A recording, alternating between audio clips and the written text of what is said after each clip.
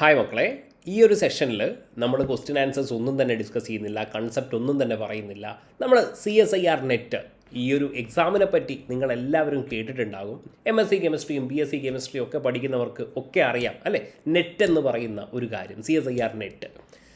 എന്നിരുന്നാൽ പോലും കുറേ സംശയങ്ങൾ നിങ്ങൾ DM-ലും കമൻറ്റ് ബോക്സിലൊക്കെ ചോദിക്കാറുണ്ട്. CSIR നെറ്റിൻ്റെ ക്വാളിഫിക്കേഷൻ എന്താണ്, ഞാൻ MSc ആണ്, ഫസ്റ്റ് ഇയർ ആണ് പഠിക്കുന്നത്, എനിക്ക് അപ്ലൈ ചെയ്യാൻ പറ്റുമോ, ഞാൻ BScയിലാണ് പഠിക്കുന്നത്, എനിക്ക് അപ്ലൈ ചെയ്യാൻ പറ്റുമോ, അങ്ങനെയുള്ള ഒരുപാട് സംശയങ്ങൾ. എത്ര 3 പാർട്ട് ഉണ്ടെന്ന് നിങ്ങൾക്കറിയാം അല്ലേ, ജനറൽ പാർട്ടുണ്ട്, കെമിസ്ട്രി ഉണ്ട്, അങ്ങനെ കുറേ സംശയങ്ങളുണ്ട്.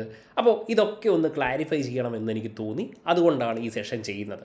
സോ കംപ്ലീറ്റ് ആയിട്ട് നമുക്ക് എന്തൊക്കെയാണ് നിങ്ങളുടെ ഓപ്പർച്യൂണിറ്റീസ് ആസ് എ ബിഗിനർ, നിങ്ങൾ ഏതൊക്കെ പുസ്തകം വായിച്ച് തുടങ്ങണം, എങ്ങനെയൊക്കെ നിങ്ങളുടെ പ്രിപ്പറേഷൻ സ്ട്രാറ്റജി എന്താണ്, നിങ്ങൾ ഇൻ കേസ് PhD ചെയ്യുകയാണെങ്കിൽ നിങ്ങളുടെ ഫെലോഷിപ്പ് എന്താണ് എന്നുള്ളതൊക്കെ ഡീറ്റെയിൽ ആയിട്ട് നമുക്ക് സംസാരിക്കാം. എന്തൊക്കെ കാര്യങ്ങൾ ഉൾപ്പെടുത്താൻ പറ്റുമോ അതൊക്കെ ഇൻക്ലൂഡ് ചെയ്തിട്ടുള്ള ഒരു സെഷനാണ്. അപ്പോൾ നോക്കാം നമുക്ക് CSIR നെറ്റിൻ്റെ കംപ്ലീറ്റ് ഓവർവ്യൂ. ആദ്യത്തെ കാര്യം നമ്മൾ നോക്കുകയാണെങ്കിൽ നിങ്ങൾ കേട്ടിട്ടുണ്ടാകും CSIR UGC നെറ്റും UGC നെറ്റും. ഓക്കെ, ആദ്യം നോട്ടിഫിക്കേഷൻ വരുന്നത് UGC നെറ്റാണ്. അപ്പോൾ തന്നെ കെമിസ്ട്രിയിലുള്ള കുറേ സ്റ്റുഡൻസ് വിളിച്ച് ചോദിക്കാറുണ്ട്, സർ അപ്ലൈ ചെയ്യാൻ ടൈമായോ. ആക്ച്വലി നമ്മൾ അപ്ലൈ ചെയ്യുന്നത്, അതായത് കെമിസ്ട്രി സ്റ്റുഡൻസ് അല്ലെങ്കിൽ ഈവൻ നിങ്ങൾ ഫിസിക്സോ മാത്തമാറ്റിക്സോ ഒക്കെ ആണെങ്കിൽ പോലും നിങ്ങൾ അപ്ലൈ ചെയ്യേണ്ട നെറ്റ് എന്ന് പറയുന്നത് ഏത് എക്സാമാണ്? യെസ്, CSIR UGC നെറ്റാണ്. ആക്ച്വലി CSIR UGC നെറ്റ് നമ്മുടെ സയൻസ് സബ്ജക്റ്റിന് ഇവരാണ് കണ്ടക്ട് ചെയ്യുന്നത്. ഓക്കെ, ഏതൊക്കെ സബ്ജക്റ്റാണ്? യെസ്, ഓഫ് കോഴ്സ് നമ്മുടെ കെമിക്കൽ സയൻസ് ആരാണ് കണ്ടക്ട് ചെയ്യുന്നത്? CSIR UGC നെറ്റ് അല്ലേ. Yes, chemical science. Okay, chemical science, അതേപോലെ physical science. Okay, physical science ഇവർ കണ്ടക്ട് ചെയ്യുന്ന എക്സാംസ് ഏതൊക്കെയാണ്? പിന്നെയുള്ളത് എർത്ത് സയൻസ്. ഓക്കെ, ഇതൊക്കെ ഒന്ന് നിങ്ങൾ മനസ്സിലാക്കി വെക്കുക. ഓക്കെ, പിന്നെയുള്ളത് മാത്തമാറ്റിക്കൽ സയൻസ്. 5 സബ്ജക്റ്റിനാണ് ഇവരെന്ത് ചെയ്യുന്നത്? CSIR UGC നെറ്റ് എക്സാം നടത്തുന്നത്. മാത്തമാറ്റിക്കൽ സയൻസ്, പിന്നെ ഏതാണ്? യെസ്, അതേപോലെ ഒരെണ്ണം കൂടെയുണ്ട്, അതേതാണ്? Life science. Yes, life science. Okay, yes, ഇത്രയും സബ്ജക്റ്റിനാണ് CSIR UGC net exam conduct ചെയ്യുന്നത്. ഓക്കെ, ഇതാദ്യം നിങ്ങൾ മനസ്സിലാക്കുക. അതേസമയം UGC നെറ്റാണെങ്കിൽ നമുക്കറിയാം കൊമേഴ്സ് ഹ്യൂമാനിറ്റീസ് ഒക്കെ പഠിക്കുന്ന സ്റ്റുഡൻസ് ഉണ്ട് അല്ലേ, അവർക്ക് വേണ്ടിയിട്ടാണ് നമ്മുടെ UGC നെറ്റ് എക്സാം കണ്ടക്ട് ചെയ്യുന്നത്. ഓക്കെ, ബ്രീഫ്ലി പറയുകയാണെങ്കിൽ നിങ്ങൾക്ക് ഇവിടെ കാണാൻ പറ്റും CSIRൽ ഒരു സബ്ജക്റ്റ് കോഡ്, കെമിക്കൽ സയൻസിൻ്റെ സബ്ജക്റ്റ് കോഡ് എത്രയാണ്? 701 എന്ന് നിങ്ങൾക്ക് കാണാൻ പറ്റും. ഓക്കെ, അപ്പോൾ ഇതാണ് നിങ്ങൾ ആദ്യം മനസ്സിലാക്കേണ്ടത്. നിങ്ങൾ ഫില്ല് ചെയ്യേണ്ട ഫോം എന്ന് പറയുന്നത് CSIR UGC നെറ്റാണ്, അല്ലാതെ UGC നെറ്റല്ല. ഓക്കെ, ആൻഡ് കണ്ടക്ട് ചെയ്യുന്നത് ആരാണ്? NTA, നമുക്കറിയാം അല്ലേ, national testing agency. Yes, national testing agency. Testing ഏജൻസിയാണ് ഈ എക്സാം എന്ത് ചെയ്യുന്നത്? കണ്ടക്ട് ചെയ്യുന്നത്. ഈ എക്സാം കറൻ്റ്ലി എങ്ങനെയാണ്? കമ്പ്യൂട്ടർ ബേസ്ഡ് ടെസ്റ്റാണ്. ഓക്കെ, ജസ്റ്റ് സിമ്പിൾ ഞാൻ ഒന്ന് പറയുകയാണ്, നമുക്കിതിനെ പറ്റിയും സംസാരിക്കാം. കമ്പ്യൂട്ടർ ബേസ്ഡ് ടെസ്റ്റാണ്. എത്ര മണിക്കൂറാണ് CSIR നെറ്റിൻ്റെ എക്സാമിൻ്റെ ഡ്യൂറേഷൻ? യെസ്, 3 hours ആണ്. എത്രയാണ് ടോട്ടൽ മാർക്സ്? 200 മാർക്സ് ആണ്. ഓക്കെ, ഇതാണ് ഇതിനൊരു ജസ്റ്റ് ഒരു ഓവർവ്യൂ. ഓക്കെ, പണ്ട് ഓഫ്ലൈൻ ആയിട്ടായിരുന്നു ഇത് നടത്തിയിരുന്നത്. ഓക്കെ, പണ്ട് ഓഫ്ലൈൻ ആയിട്ടായിരുന്നു ഈ എക്സാം നടത്തിയിരുന്നത്. ബട്ട് കറൻ്റ്ലി ഇതെന്താണ്? ഫുള്ളി കമ്പ്യൂട്ടർ ബേസ്ഡ് ടെസ്റ്റാണ്. 3 മണിക്കൂറാണ് എക്സാമിന് ഉണ്ടാകുക. 200 മാർക്സ് ആണ്. ഓക്കെ ആണല്ലോ? യെസ്. ഇനി നോക്കിക്കോളൂ, frequency and mode of examination. Mode of examination നമ്മൾ ഓൾറെഡി പറഞ്ഞു, എന്താണ്? കമ്പ്യൂട്ടർ ബേസ്ഡ് ടെസ്റ്റാണ്. എത്ര മണിക്കൂറാണ്? 3 hour അല്ലേ, ലെങ്തി ആയിട്ടുള്ള പേപ്പറാണ്. 3 hour. സ്വതവേ നമ്മുടെ BSc എക്സാംസ് ഒക്കെ എത്രയാണ്? 1.5 hours ആണ് അല്ലേ. 1.5 hours നമ്മൾ തീരും. പക്ഷേ ഇവിടെ എന്താണ്? 3 hours ആണ്. ആൻഡ് ഓഫ് കോഴ്സ് ഇതെന്താണ്? ഒരു നാഷണൽ ടെസ്റ്റാണ് അല്ലേ, നാഷണൽ എലിജിബിലിറ്റി ടെസ്റ്റാണ്. നാഷണൽ ലെവലിൽ നടക്കുന്ന ടെസ്റ്റ് തന്നെയാണ്. ആൻഡ് മോഡ് ഓഫ് എക്സാമിനേഷൻ നിങ്ങൾക്ക് മനസ്സിലായി, 200 മാർക്സിനാണെന്നൊക്കെ നിങ്ങൾക്ക് അറിയാം. And what about the frequency? എപ്പോഴൊക്കെയാണ് actually CSIR net exam NTA conduct ചെയ്യുന്നത്? നമ്മുടെ BSc എക്സാമിനേഷൻ പറയുകയാണെങ്കിൽ ഒരു 3 yearsലൊക്കെ ആയിരിക്കും അല്ലേ. 3 yearsലാണ് ജനറലി ഇവർ കണ്ടക്ട് ചെയ്യാറ്.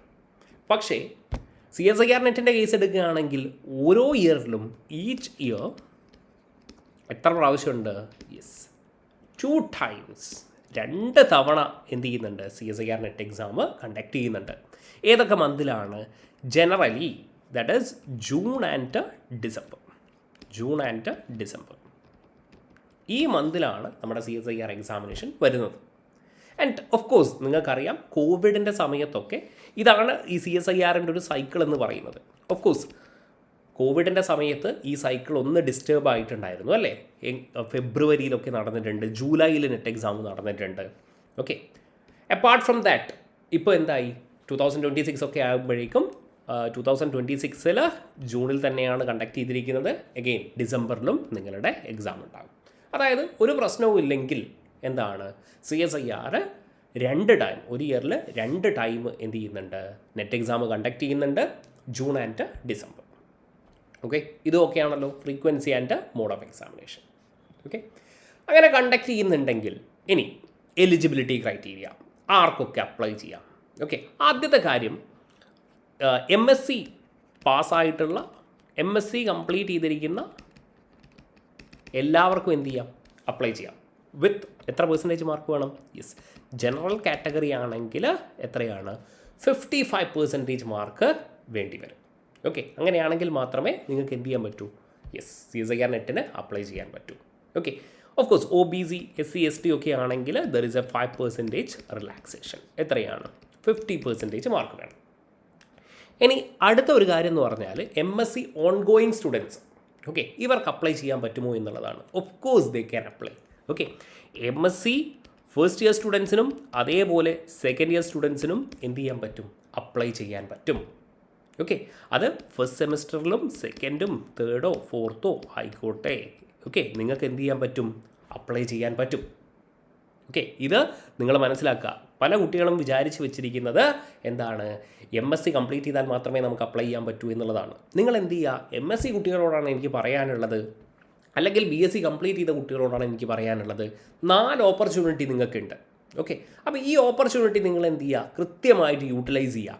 ഓക്കെ, അല്ലാതെ MSc കംപ്ലീറ്റ് ചെയ്ത് കഴിഞ്ഞിട്ട് ഇതൊരു ബേർഡൻ ആക്കേണ്ട ഒരു ആവശ്യമില്ല. നിങ്ങൾ ആദ്യം തന്നെ എന്ത് ചെയ്യുക, പ്രിപ്പയർ ചെയ്യാൻ സ്റ്റാർട്ട് ചെയ്യുക. Start early as possible. Okay, early as possible. Okay, and നിങ്ങൾക്കിത് അപ്ലൈ ചെയ്യാൻ പറ്റും. ആൻഡ് ലെറ്റ്സ് സേ നിങ്ങളിത് ക്ലിയർ ചെയ്തു എന്ന് നിങ്ങൾ വിചാരിച്ചു. Okay, you pass the exam, you pass, clear ചെയ്തു. ഓക്കെ, എന്ത് CSIR നെറ്റ് എക്സാം. അപ്പോൾ നിങ്ങളുടെ കാര്യമെന്ന് പറയുന്നത് റിസൾട്ട് അവൈറ്റഡ് കാറ്റഗറി, അതായത് നിങ്ങളുടെ റിസൾട്ട് വന്നിട്ടില്ല അല്ലേ, റിസൾട്ട് അവൈറ്റഡ് ആയിരിക്കും നിങ്ങളുടെ കാറ്റഗറി. അപ്പോൾ നിങ്ങളുടെ റിസൾട്ട് വന്നു, അതായത് CSIR നെറ്റ് നിങ്ങൾ ക്ലിയർ ചെയ്ത് കഴിഞ്ഞു. ഇനി നിങ്ങൾ MSc നല്ല പോലെ ഉഴപ്പി, എന്നിട്ട് നിങ്ങൾക്ക് ഒരു 40 or 45% ഒക്കെയാണ് മാർക്ക് കിട്ടിയതെങ്കിലോ, അങ്ങനെയാണെങ്കിൽ ഇതെന്താവും, ഓട്ടോമാറ്റിക്കലി ഡിസ്ക്വാളിഫൈഡ് ആവും. അതായത് നിങ്ങൾ എന്ത് ചെയ്യണം, ഈ പ്രിസ്ക്രൈബ്ഡ് ആയിട്ടുള്ള ഈ ഒരു പെർസെൻറ്റേജ് ഓഫ് മാർക്ക് നിങ്ങൾ എന്ത് ചെയ്യണം, ഉറപ്പായിട്ടും മേടിച്ചിരിക്കണം. ഓക്കെ, ഇതാണ് നിങ്ങളുടെ എലിജിബിലിറ്റി ക്രൈറ്റീരിയ എന്ന് പറയുന്നത്. ക്ലിയർ ആണല്ലോ. അതായത് MSc ആൻഡ് അഗെയിൻ ഇനി അടുത്തൊരു ചോദ്യമാണ് BScയുടെ സ്കോർ മാറ്റർ ചെയ്യുമോ എന്നുള്ളത്. BScയുടെ മാർക്കിനെ പറ്റിയിട്ട് എവിടെയും പറയുന്നില്ല, അതുകൊണ്ട് ഇറ്റ് ഡസൻറ്റ് മാറ്റർ. നിങ്ങൾക്ക് BScയിൽ എത്ര മാർക്ക് ഉണ്ടോ ഇല്ലയോ എന്നൊന്നും പ്രശ്നമുള്ള കാര്യമല്ല. ഓക്കെ, അപ്പോൾ MSc ഫസ്റ്റ് ഇയർ സ്റ്റുഡൻസ് മുതൽ നിങ്ങൾക്ക് എന്ത് ചെയ്യാൻ പറ്റും, അപ്ലൈ ചെയ്ത് തുടങ്ങാൻ പറ്റും. നിങ്ങൾക്ക് എക്സാം അറ്റംപ്റ്റ് ചെയ്യാം. Okay, that is one thing. നിങ്ങൾക്ക് ഇവിടെ കാണാൻ പറ്റും. ഓക്കെ, CSIRൻ്റെ എലിജിബിലിറ്റി ക്രൈറ്റീരിയ ഇവിടെയുണ്ട്. ഓക്കെ, EWS കാറ്റഗറിക്ക് എത്രയാണ്, 55%. OBCക്കൊക്കെ എന്തായിരിക്കും, അറ്റ്ലീസ്റ്റ് 50% മാർക്കായിരിക്കും. ഓക്കെ, അതൊക്കെ തന്നെയാണ് ഇവിടെ പറഞ്ഞിരിക്കുന്നത്. OBCയുടെ കാര്യങ്ങളൊക്കെ ഇവിടെ പറഞ്ഞിട്ടുണ്ട്. ആ സർട്ടിഫിക്കറ്റും കാര്യങ്ങളൊക്കെ നിങ്ങൾ എന്ത് ചെയ്യേണ്ടി വരും, അപ്ലോഡ് ചെയ്യേണ്ടി വരും. ഓക്കെ, എങ്ങനെ അപ്ലൈ ചെയ്യാമെന്നുള്ളതിൻ്റെ ഒരു ഡീറ്റെയിൽഡ് വീഡിയോ എന്തായാലും നമുക്ക് എങ്ങനെയാണ്, എന്തൊക്കെ ഡീറ്റെയിൽസ് ഫില്ല് ചെയ്യുമ്പോൾ കുട്ടികൾക്ക് കുറച്ച് കൺഫ്യൂഷൻസ് വരാറുണ്ട്. ആ ഡീറ്റെയിൽസ് എന്ത് ചെയ്യാം, അത് വേറൊരു വീഡിയോ ആയിട്ട് ഞാൻ എന്ത് ചെയ്തു തരാം, നിങ്ങൾക്ക് ചെയ്തു തരാം. ഓക്കെ, ഇപ്പോൾ തൽക്കാലം എലിജിബിലിറ്റി ക്രൈറ്റീരിയ മനസ്സിലായല്ലോ. 55% ഒക്കെ എല്ലാവർക്കും കിട്ടുന്ന സ്കോറാണ്, അതൊന്നും വലിയ കുഴപ്പമില്ലാത്ത കാര്യമാണ്. Okay, yes. ഇനി മാർക്കിംഗ് സ്കീമിനെ പറ്റി പറയുകയാണെങ്കിൽ, ഓക്കെ, നിങ്ങൾക്കറിയാം. ഓക്കെ, ഞാൻ എലിജിബിൾ ആണ് എന്ന് നിങ്ങൾക്ക് മനസ്സിലായി. ഓക്കെ, അപ്പോൾ മാർക്കിംഗ് സ്കീം എങ്ങനെയാണ്, നമ്മൾ PSCയിലേക്ക് വരികയാണെങ്കിൽ PSCയിൽ എങ്ങനെയാണ് നിങ്ങൾക്കറിയാം. PSCയിൽ എല്ലാവർക്കും അറിയാം ഒരു ക്വസ്റ്റ്യൻ എത്ര മാർക്കാണ്, 1 മാർക്ക്. കറക്റ്റ് ആണെങ്കിൽ 1 മാർക്കാണ്. ഇൻകറക്റ്റ് ആണെങ്കിലോ ദാറ്റ് ഈസ് 0.33 മാർക്കാണ്. ഓക്കെ, ആർക്കും ഒരു സംശയമൊന്നുമില്ല.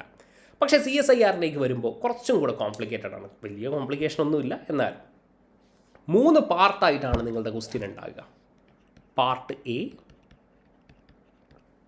Okay, then part B and part C.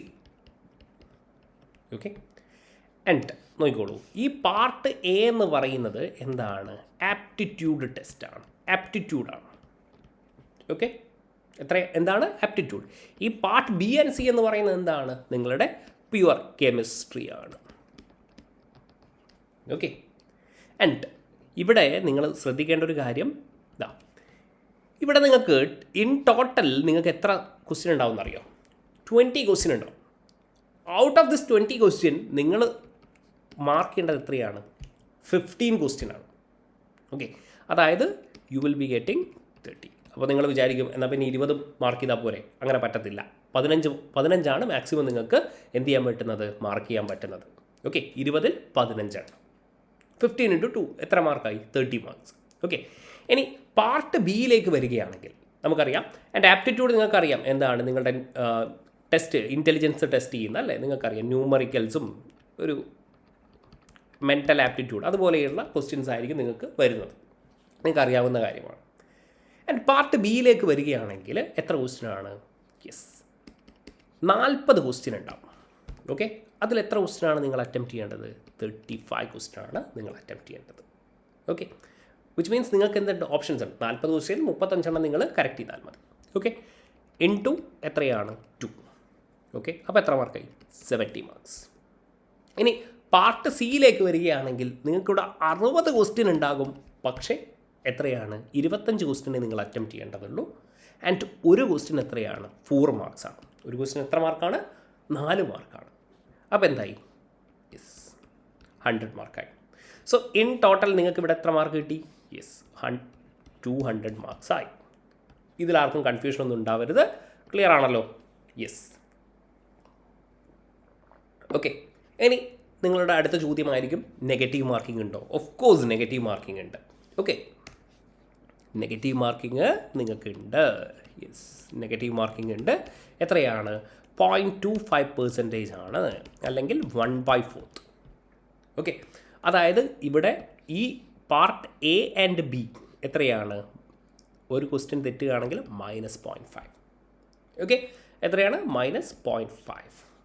ഇനി ഇത് തെറ്റുകയാണെങ്കിൽ എന്തായിരിക്കും? -1. ഇതാണ് നിങ്ങളുടെ ഇൻ ടോട്ടൽ നിങ്ങളുടെ മാർക്കിംഗ് സ്കീം. ഓക്കെ ആണല്ലോ? പാർട്ട് എ ഉണ്ട്, ബി ഉണ്ട്, സി ഉണ്ട്. പാർട്ട് എ എന്ന് പറയുന്നത് ആപ്റ്റിറ്റ്യൂഡാണ്. എത്ര ക്വസ്റ്റ്യൻ ആണ്? 20 ക്വസ്റ്റ്യൻ ടോട്ടൽ ഉണ്ടാകും. 15 ക്വസ്റ്റ്യൻ നിങ്ങൾ അറ്റംപ്റ്റ് ചെയ്താൽ മതി, 30 mark. Okay, and this is actually very important. Aptitude എന്താണ്? നമുക്കൊരു 30 മാർക്ക് കിട്ടാനുള്ള എന്താണ്? വളരെ ഈസി ആയിട്ടുള്ള ക്വസ്റ്റ്യൻസ് ആയിരിക്കും. കുറച്ചൊക്കെ ഒരു 10 ക്വസ്റ്റ്യനൊക്കെ എന്തായിരിക്കും? നിങ്ങൾക്ക് വളരെ എളുപ്പത്തിൽ സ്കോർ ചെയ്തെടുക്കാൻ പറ്റും. അങ്ങനെയാണെങ്കിൽ നിങ്ങൾക്ക് എളുപ്പത്തിൽ സ്കോർ ചെയ്യാൻ പറ്റും. ഓക്കെ, ബിയും സിയും, ബിയിൽ 40 ആണ്, 35 അറ്റംപ്റ്റ് ചെയ്താൽ മതി, 70 മാർക്ക്. ഓക്കെ, പാർട്ട് സി കുറച്ചുകൂടെ ടഫാണ് അല്ലേ? കുറച്ചുകൂടെ ടഫാണ്, 4 മാർക്കാണ്. 25 ക്വസ്റ്റ്യൻ പക്ഷേ അറ്റംപ്റ്റ് ചെയ്താൽ മതി, 60ൽ 25 ഓക്കെ, അങ്ങനെ ടോട്ടലി 200 മാർക്സ്. ക്ലിയർ ആണല്ലോ? ഇതാണ് ഇതിൻ്റെ ഒരു മാർക്കിംഗ് സ്കീം. ഓക്കെ, ഇനി ഇതിൻ്റെ കട്ട് ഓഫ് കാര്യങ്ങൾ നമ്മൾ അറിയണം. ഓക്കെ, അപ്പോൾ ഞാൻ പറഞ്ഞു നമുക്ക് ജൂണിലുമുണ്ട് ഡിസംബറിലുമുണ്ട്. ജനറലി പറയുക ജൂൺ എക്സാം എന്താണ്? കുറച്ചുകൂടി ഈസി ആയിരിക്കും. അതുകൊണ്ട് യെസ്, ഇതിൻ്റെ കട്ട് ഓഫ് എന്താണ്? ചിലപ്പോഴൊക്കെ മാറ്റം വരാം കേട്ടോ. കട്ട് ഓഫ് ഹയർ ആയിട്ട് വരും. ഡിസംബർ എക്സാം കുറച്ച് ഒന്ന് ടഫായിരിക്കും. അതുകൊണ്ട് തന്നെ ഇതിൻ്റെ കട്ട് ഓഫ് എന്തായിരിക്കും? കുറച്ച് കുറവാണെന്നും പറയും. ഓക്കെ, ആൻഡ് ഈ ഒരു കട്ട് ഓഫിനെ ബേസ് ചെയ്തുകൊണ്ട് നിങ്ങൾക്ക് 3 കാറ്റഗറിയിൽ നിങ്ങളെ ഇവരെന്ത് ചെയ്യും? ഡിഫറൻഷ്യേറ്റ് ചെയ്യും. ഓക്കെ, ഒന്നാമത്തെ കാറ്റഗറി എന്ന് പറഞ്ഞാൽ ഏറ്റവും ടോപ്പ് ലെവൽ, അതാണ് നിങ്ങളുടെ JRF അല്ലെങ്കിൽ ജൂനിയർ റിസർച്ച് ഫെലോഷിപ്പ്. നിങ്ങൾക്കറിയാം അല്ലേ? രണ്ടാമതാണ് നിങ്ങളുടെ LS ഓർ നെറ്റ്. ഓക്കെ, മൂന്നാമത്തെ ഒരു കാര്യമാണ് PhD. ഇതിപ്പോൾ ഇൻട്രൊഡ്യൂസ് ചെയ്ത ഒരു കാര്യമാണ്. ആദ്യകാലത്തൊക്കെ എന്തായിരുന്നു? JRFും LSും നെറ്റും ഇത് മാത്രമേ ഉണ്ടായിരുന്നുള്ളൂ. ഓക്കെ, ഈ PhD ഇല്ലായിരുന്നു, ഇപ്പോൾ ഇൻട്രൊഡ്യൂസ് ചെയ്തതാണ്. പക്ഷേ ഇതിനെക്കൊണ്ട് വലിയ കാര്യമൊന്നുമില്ല. ഓക്കെ, നിങ്ങൾക്ക് വളരെ ഒരു ബെനിഫിഷ്യൽ ആയിട്ടുള്ളൊരു കാര്യമൊന്നും ഇത് കിട്ടിയത് കൊണ്ട് വലിയ കാര്യമില്ല. നമുക്കത് പറയാം. എന്താണ് ഈ പറയുന്നത്? നോക്കൂ, നമുക്ക് ഈ ഡിസ്റ്റിങ്ഷനാണ് നിങ്ങൾ അറിയേണ്ടത്. JRF, LS എന്താണ്, PhD എന്താണ്. ഓക്കെ, അപ്പോൾ കാറ്റഗറി 1 ഞാൻ പറഞ്ഞു ഏറ്റവും ടോപ്പ് കാറ്റഗറി 1 ആണ്, ദാറ്റ് ഈസ് JRF. ഓക്കെ, ഇനി എന്തിനാണ് ആക്ച്വലി നിങ്ങൾ CSIR നെറ്റ് എക്സാം ക്ലിയർ ചെയ്യുന്നത്? ഓഫ് കോഴ്സ് നിങ്ങൾക്കൊക്കെ അറിയാം എന്താണ്, നമുക്ക് PhD ചെയ്യാനാണ് മെയിനായിട്ട്, മേജർലി നമ്മൾ എന്താണ് PhD ചെയ്യാനാണ് എന്ത് ചെയ്യുന്നത്, നമ്മൾ JRF അല്ലെങ്കിൽ CSIR നെറ്റ് എക്സാം എഴുതുന്നത് അല്ലേ? യെസ്.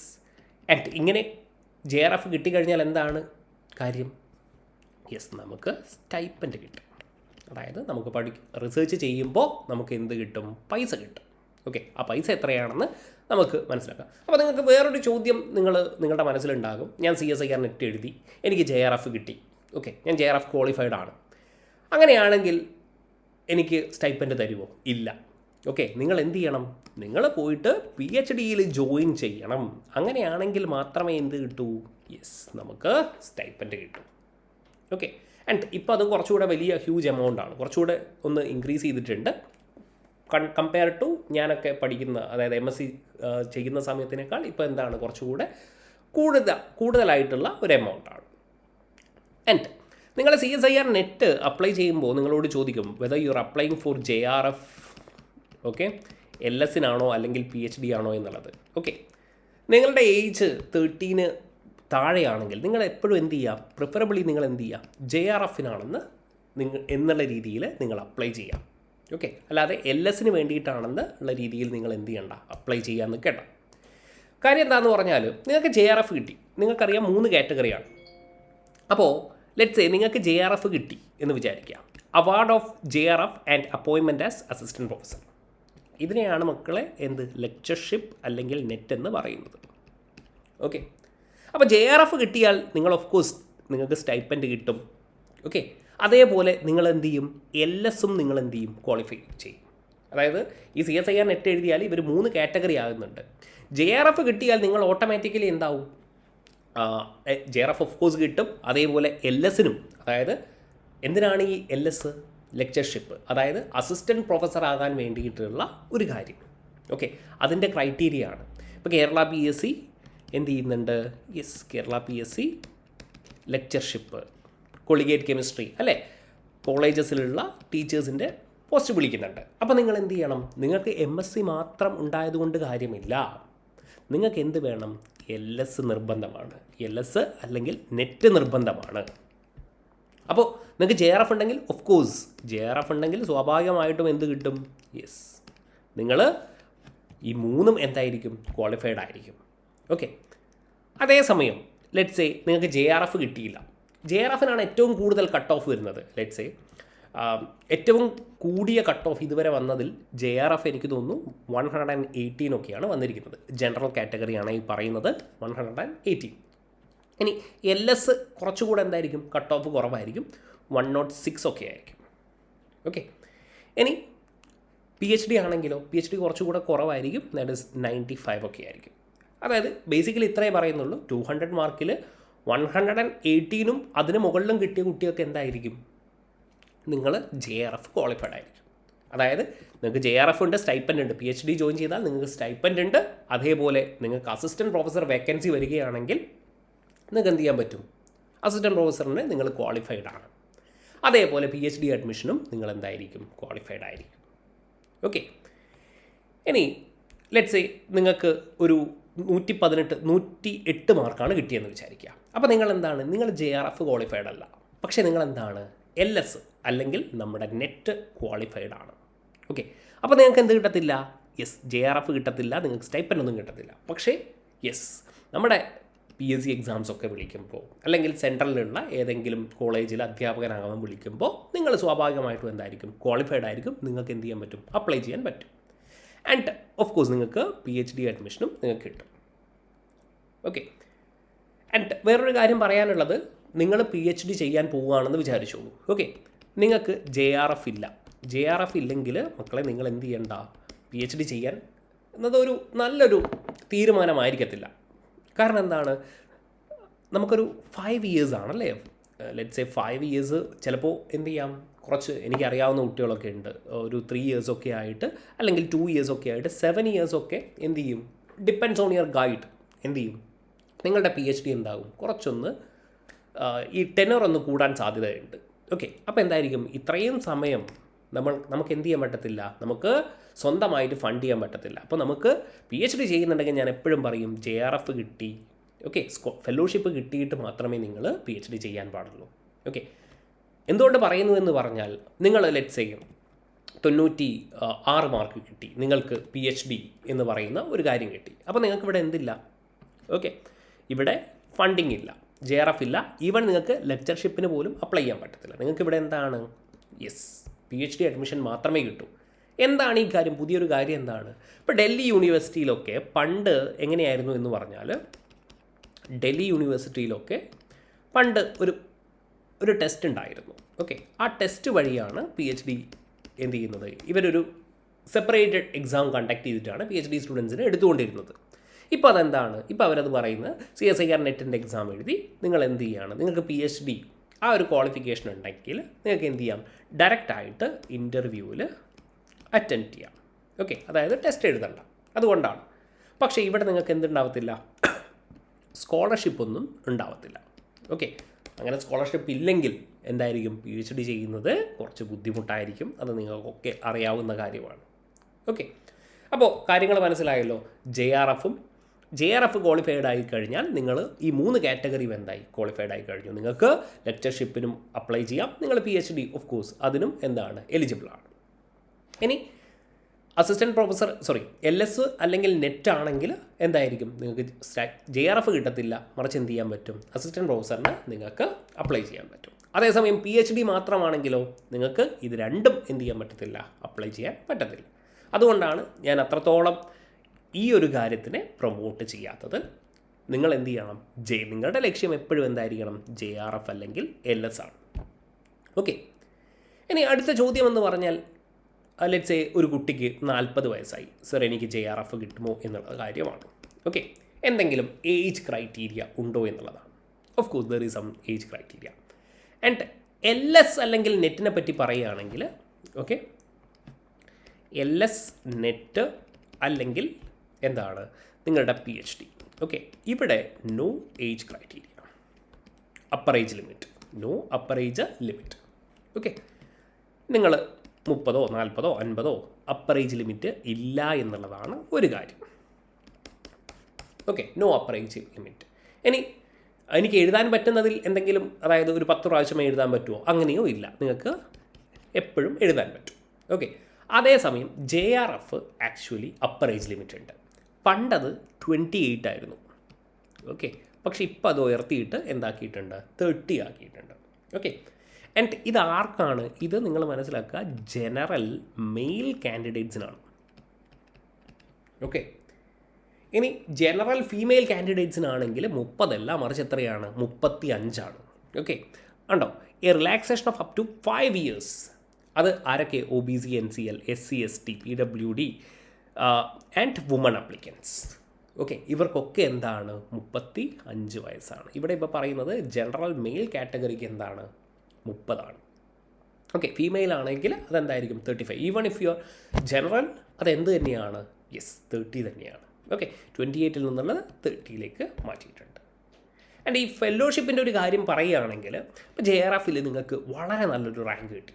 ഓക്കെ, അതായത് JRF നിങ്ങൾക്ക് 1 to 15 ഒക്കെ കിട്ടുകയാണെങ്കിൽ, ഓക്കെ, ശ്യാമപ്രസാദ് മുഖർജി ഫെലോഷിപ്പ് എന്ന് പറഞ്ഞിട്ടുള്ള ഒരു ഫെലോഷിപ്പ് ഉണ്ട്, CSIR തന്നെ തരുന്നത്. അപ്പോൾ നിങ്ങളുടെ ഫെലോഷിപ്പ് എന്തായിരിക്കും, ഓക്കെ, കുറച്ചുകൂടെ കൂടും. ഓക്കെ, കുറച്ചുകൂടെ കൂടും എന്ന് പറയുമ്പോൾ നോർമൽ ഫെലോഷിപ്പ് എത്രയാണ്, സ്റ്റൈപ്പൻഡ് എത്രയാണ്. അപ്പോൾ ലെറ്റ്സ് സേ നിങ്ങൾക്ക് JRF നിങ്ങൾ ക്വാളിഫൈഡ് ആയി. ഓക്കെ, നിങ്ങൾ PhD അഡ്മിഷൻ എടുത്തു. ഓക്കെ, ഫസ്റ്റ് 2 ഇയേഴ്സിൽ നിങ്ങൾക്ക് എന്തായിരിക്കും, 37,000 പെർ മന്ത് ആണ് നിങ്ങളുടെ ഫെലോഷിപ്പ് വരുന്നത്. ആൻഡ് ഓഫ് കോഴ്സ് നിങ്ങൾക്ക് ഇവിടെ കാണാൻ പറ്റും, ഇതാ national eligibility test will be 37,000. Okay, and annual contingent grant എത്രയാണ്, ഒരു 20,000. അതായത് നിങ്ങൾ കോൺഫറൻസ് ഒക്കെ അറ്റംപ്റ്റ് ചെയ്യാൻ പോകുമ്പോൾ നിങ്ങൾക്ക് കുറച്ച് ചിലവൊക്കെ ഉണ്ടാകും, നിങ്ങൾ കുറച്ച് പുസ്തകങ്ങൾ മേടിക്കുന്നു. അപ്പോൾ എന്തായിരിക്കും, നിങ്ങൾക്കൊരു കണ്ടിജൻറ്റ് ഗ്രാൻഡ് ഉണ്ടാകും. അതെത്രയാണ്, പെർ ഇയർ നിങ്ങൾക്ക് എന്തായിരിക്കും, 20,000 ആയിരിക്കും നിങ്ങൾക്ക് അവെയിൽ ചെയ്യാൻ പറ്റുന്നത് മാക്സിമം. ഓക്കെ, ഇതിനെയാണ് നമ്മൾ ജൂനിയർ റിസർച്ച് ഫെലോഷിപ്പ് എന്ന് പറയുന്നത്. ഈ 2 years കഴിഞ്ഞാൽ നിങ്ങൾ എന്താകും? SRF ആകും, സീനിയർ റിസർച്ച് ഫെലോഷിപ്പ്. ഓക്കെ, അപ്പോൾ ഈ 37,000 എന്നുള്ളത് എന്തായി മാറും? 42,000 പെർ മന്ത് എന്നുള്ള രീതിയിലേക്ക് മാറും. ഓക്കെ, ഇനി ഇതാണ് ഞാൻ പറഞ്ഞത്. നിങ്ങളൊരു 1 to 15 ഉള്ളിലൊക്കെ വരികയാണെങ്കിൽ നിങ്ങൾക്ക് ശ്യാമപ്രസാദ് മുഖർജി ഫെലോഷിപ്പ് കിട്ടും. അപ്പോൾ എന്തായിരിക്കും? നിങ്ങളുടെ ഫെലോഷിപ്പ് കുറച്ചും കൂടെ കൂടുതലായിരിക്കും. ഓക്കെ, അപ്പാർട്ട് ഫ്രം ദാറ്റ് അതല്ലെങ്കിൽ നിങ്ങൾക്ക് എന്തായിരിക്കും? 37,000 42,000 എന്നുള്ള രീതിയിൽ നിങ്ങൾക്ക് ഫെലോഷിപ്പ് കിട്ടും. ഓക്കെ, അപ്പോൾ സ്റ്റൈപ്പൻഡിൻ്റെ കാര്യവും നിങ്ങൾക്ക് മനസ്സിലായി. ഓക്കെ, ഇനി ഫീ സ്ട്രക്ചറിനെ പറ്റി പറയുകയാണെങ്കിൽ ജനറൽ കാറ്റഗറിക്ക് എത്രയാണ്? 1150 ആയിരിക്കും. And general EWS OBS NCL കാറ്റഗറിക്കാർക്ക് 600 ആണ്. SC ST PWD ഒക്കെ ആണെങ്കിൽ എന്തായിരിക്കും? 325 രൂപയായിരിക്കും. ഓക്കെ, അപ്പോൾ നിങ്ങൾക്കറിയാം ഫീ സ്ട്രക്ചറും കാര്യങ്ങളും മനസ്സിലായി. ഇനി ഈ CSIR നെറ്റ് കൊണ്ടുള്ള യൂസ് എന്താണ്? ഓപ്പർച്യൂണിറ്റി എന്താണ്? ബേസിക്കലി CSIR നെറ്റ് എന്ന് പറയുന്നത് റിസർച്ച് ആൻഡ് ടീച്ചിങ്ങിലേക്കുള്ള ഒരു ഗേറ്റ് വേ ആണ്. ഓക്കെ, റിസർച്ച് ആൻഡ് ടീച്ചിങ്ങിലേക്കുള്ള ഒരു ഗേറ്റ് വേ ആയിട്ടാണ് എന്തിനെ കാണേണ്ടത്? നിങ്ങൾ CSIR നെറ്റ് ഈ ഒരു എക്സാമിനെ നോക്കി കാണേണ്ടത്. അതായത് ലെറ്റ്സ് ഞാൻ പറയുകയാണ്, നിങ്ങൾക്ക് എവിടെയെങ്കിലും പഠിപ്പിക്കണം, ഈവൻ പ്രൈവറ്റ് കോളേജിൽ MSc ഒക്കെ പഠിപ്പിക്കണം എന്ന് വിചാരിച്ചോളൂ. അപ്പോൾ നിങ്ങളോട് ആദ്യം ചോദിക്കുന്നത് നിങ്ങൾ CSIR നെറ്റ് ക്വാളിഫൈഡ് ആണോ? ഈവൻ JRF പോലും മേ ബി ചോദിക്കത്തില്ല, but you have to qualify what CSIR net. Okay, അതായത് LS എങ്കിലും നിങ്ങൾ എന്ത് ചെയ്യണം? ക്വാളിഫൈഡ് ചെയ്തിരിക്കണം. ഈവൻ ഗേറ്റ് സ്കോർ പോലും നിങ്ങളോട് ചോദിച്ചേക്കാം. അതിനെപ്പറ്റി ഞാൻ പറയാം. Okay, first one of course നിങ്ങൾക്കറിയാം റിസർച്ചാണ്, PhD ചെയ്യാം. അതിനെന്ത് വേണം? ഓഫ് കോഴ്സ് നിങ്ങൾക്ക് JRF വേണം. ഓക്കെ, ഇനി ഇതല്ലാതെ നിങ്ങളോട് പലപ്പോഴായിട്ട് പല വേക്കൻസീസ് നിങ്ങൾ കാണാറുണ്ട്. പ്രൊജക്റ്റ് ഫെല്ലോ, പ്രൊജക്റ്റ് അസോസിയേറ്റ് എന്നൊക്കെ പറഞ്ഞുകൊണ്ട്. CSIR ലാബ് ഉണ്ട് അല്ലേ? 37ഓളം ലാബ് ഇന്ത്യയിലൊട്ടാകെ ഉണ്ട്. അപ്പോൾ അവിടെയൊക്കെ പ്രൊജക്റ്റ് ഫെല്ലോ ആയിട്ടും പ്രൊജക്റ്റ് അസോസിയേറ്റ് ഒക്കെ ആയിട്ട് നിങ്ങൾക്ക് എന്ത് ചെയ്യാൻ പറ്റും? CSIR നെറ്റ് ക്വാളിഫൈഡ് ആണെങ്കിൽ നിങ്ങൾക്ക് വർക്ക് ചെയ്യാൻ പറ്റും. നെസ്റ്റിൽ ഇപ്പോൾ ഞാൻ പറയുകയാണെങ്കിൽ നെസ്റ്റിൽ ഞാനിപ്പോൾ പറയുമ്പോൾ പോലും 19th August വരെ ഈ ഒരു വേക്കൻസി ഇപ്പോൾ എന്താണ് അവൈലബിൾ ആണ്. അതായത് കണ്ടോ, പ്രൊജക്റ്റ് അസോസിയേറ്റ് 2 എണ്ണം. ഓക്കെ, ഏജ് ലിമിറ്റ് ഉണ്ട് 35 years. അപ്പോൾ നിങ്ങൾക്ക് ഇവിടെ കാണാൻ പറ്റും വിത്ത് നെറ്റ് ഓർ ഗേറ്റ് എന്ന് പറഞ്ഞിട്ടുള്ളത്. ഓക്കെ, അപ്പോൾ എന്ത് ചെയ്യണം നിങ്ങൾ? ഇതുകൊണ്ടാണ് ഞാൻ പറയുന്നത് എന്താണ്? നെറ്റ് ഓർ ഗേറ്റ് നിങ്ങൾ ക്വാളിഫൈ ചെയ്തിരിക്കണം. ആൻഡ് ഓഫ് കോഴ്സ് നമ്മളെപ്പോഴും കേൾക്കുന്നൊരു ചോദ്യമാണ് അല്ലേ?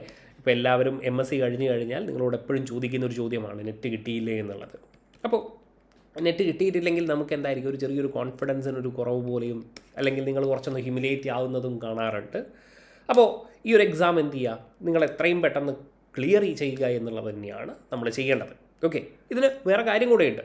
ഇനി ഞാൻ പറയുന്നത് ഈ ഗേറ്റ് എന്ന് പറയുന്നൊരു കാര്യം. ഇപ്പം നെറ്റ് എക്സാം നിങ്ങൾ പ്രിപ്പയർ ചെയ്യുകയാണെങ്കിൽ, നെറ്റിന് നിങ്ങൾ നന്നായിട്ട് പ്രിപ്പയർ ചെയ്യുകയാണെങ്കിൽ, ഗേറ്റ് എക്സാം എപ്പോഴാണ് വരുന്നത്? ഫെബ്രുവരിയിൽ. ഓക്കെ, അപ്പോൾ നെറ്റ് എക്സാമിന് പ്രിപ്പയർ ചെയ്യുകയാണെങ്കിൽ നിങ്ങൾ അപ്പം തന്നെ എന്ത് ചെയ്യും? ഗേറ്റ് എക്സാമിനും ഇതേ കാര്യങ്ങളൊക്കെ തന്നെയാണ് ചോദിക്കുന്നത്. അപ്പോൾ നിങ്ങൾ നെറ്റ് എക്സാം നന്നായിട്ട് പഠിക്കുകയാണെങ്കിൽ നിങ്ങൾക്ക് എന്ത് ചെയ്യാൻ പറ്റും? ഗേറ്റ് എക്സാമും ഈസിലി നിങ്ങൾക്ക് എന്ത് ചെയ്യാൻ പറ്റും? ക്വാളിഫൈ ചെയ്യാൻ പറ്റും. ഇനി ഗേറ്റ് എക്സാമിനെ പറ്റി നിങ്ങൾക്ക് അറിയത്തില്ലെങ്കിൽ ജസ്റ്റ് ഒന്ന് കമൻറ്റ് ചെയ്താൽ മതി. നമുക്ക് അതിനെപ്പറ്റി എന്ത് ചെയ്യാം? വീഡിയോ, വളരെ ഡീറ്റെയിൽ ആയിട്ടുള്ള വീഡിയോ നമുക്ക് ചെയ്യാം. ഓക്കെ, ആൻഡ് ഇത് വേണമെങ്കിൽ നിങ്ങൾക്ക് അപ്ലൈ ചെയ്യാം കേട്ടോ. 19th August വരെ നിങ്ങൾക്ക് എന്ത് ചെയ്യാൻ പറ്റും? ഈ ഒരു 2 പ്രൊജക്റ്റ് JRFും അതേപോലെ അസോസിയേറ്റും നിങ്ങൾക്ക് എന്ത് ചെയ്യാൻ പറ്റും? അപ്ലൈ ചെയ്യാൻ പറ്റും. നിസ്റ്റിലാണ് ഇതുള്ളത് അല്ലേ? അപ്പോൾ നിസ്റ്റ് ISROയിൽ നിങ്ങളോട് വിളിക്കാറുണ്ട്. ISERSൽ പ്രൊജക്റ്റ് അസോസിയേറ്റൊക്കെ വേക്കൻസി വരാറുണ്ട്. ഓക്കെ, ആൻഡ് ഇത് കോൺട്രാക്ട് ബേസിസിലായിരിക്കും കേട്ടോ. അതായത് ഇത് മേ ബി എന്തായിരിക്കും? ആൻഡ് ഇവിടെ നിങ്ങൾ നോക്കിയാൽ കാണാൻ പറ്റും 37,000 പ്ലസ് 20% HRA. ഓക്കെ, അതായത് അറൗണ്ട് ഒരു 7,000 44,000 ഒക്കെ നിങ്ങൾക്ക് കിട്ടും. ഓക്കെ, പക്ഷേ ഇതെന്തായിരിക്കും? കോൺട്രാക്ട് ബേസിസിലായിരിക്കും. Let's a project associate 3 years ആണെങ്കിൽ ആ 3 years കഴിഞ്ഞ് കഴിഞ്ഞാൽ, അല്ലെങ്കിൽ 2 years കഴിഞ്ഞ് കഴിഞ്ഞാൽ എന്തായി? കഴിഞ്ഞു, നിങ്ങൾ അവിടുന്ന് വരേണ്ടി വരും. ഓക്കെ, പിന്നെ ഇതേപോലെ തന്നെ നിങ്ങൾ ഗേറ്റ് സ്കോറൊക്കെ വെച്ചുകൊണ്ട് നിങ്ങൾക്ക് എന്ത് ചെയ്യാൻ പറ്റും? ബാർക്ക്, ഇതേപോലെ തന്നെ ബാർക്ക് എക്സാം ഒക്കെ നിങ്ങൾക്ക് എന്ത് ചെയ്യാൻ പറ്റും? ആൻഡ് അഗെയിൻ CSIR എന്ന് പറയുന്നത് എന്താണ്? നാഷണൽ എലിജിബിലിറ്റി ടെസ്റ്റാണ്. അതായത് ഏറ്റവും ടഫസ്റ്റ് ആയിട്ടുള്ള ഒരു എക്സാമിനേഷനാണ്. അപ്പോൾ നിങ്ങൾ ഇത് പഠിച്ചു കഴിഞ്ഞാൽ നിങ്ങൾക്ക് ബാക്കിയുള്ള ഏത് എക്സാമും, ഇപ്പോൾ കേരള PSCയുടെ കാര്യം എടുക്കുകയാണെങ്കിൽ CSIR നെറ്റ് ക്വാളിഫൈഡ് ചെയ്ത കുട്ടിയാണെങ്കിൽ അവർക്ക് MSc ലെവൽ എക്സാംസ് അല്ലേ, സയൻറ്റിഫിക് ഓഫീസറൊക്കെ വിളിക്കുന്നുണ്ട്, പാത്തോളജി ഒക്കെ വിളിക്കാറുണ്ട്. ഈ എക്സാംസ് ഒക്കെ എന്ത് ചെയ്യാൻ പറ്റും, വളരെ എളുപ്പത്തിൽ അവർക്ക് ക്ലിയർ ചെയ്യാൻ പറ്റും. കാരണം നിങ്ങൾ അത്രയും ടഫ് കോൺസെപ്റ്റും കാര്യങ്ങളൊക്കെയാണ് പഠിക്കുന്നത്. ഓക്കെ, അതാണ് ഒരു കാര്യം. ആൻഡ് ഓഫ് കോഴ്സ് ടെക്നിക്കൽ ഓഫീസറായിട്ട് DRDOയിലും ONGCയിലൊക്കെ നിങ്ങൾക്ക് എന്ത് ചെയ്യാൻ പറ്റും, വർക്ക് ചെയ്യാൻ പറ്റും. ഇതിനൊക്കെ എന്ത് ക്വാളിഫൈഡ് ആയിരിക്കണം, CSIR നെറ്റ് അല്ലെങ്കിൽ എന്ത് ചെയ്യണം, ഗേറ്റ് നിങ്ങൾ ക്വാളിഫൈഡ് ആയിരിക്കണം.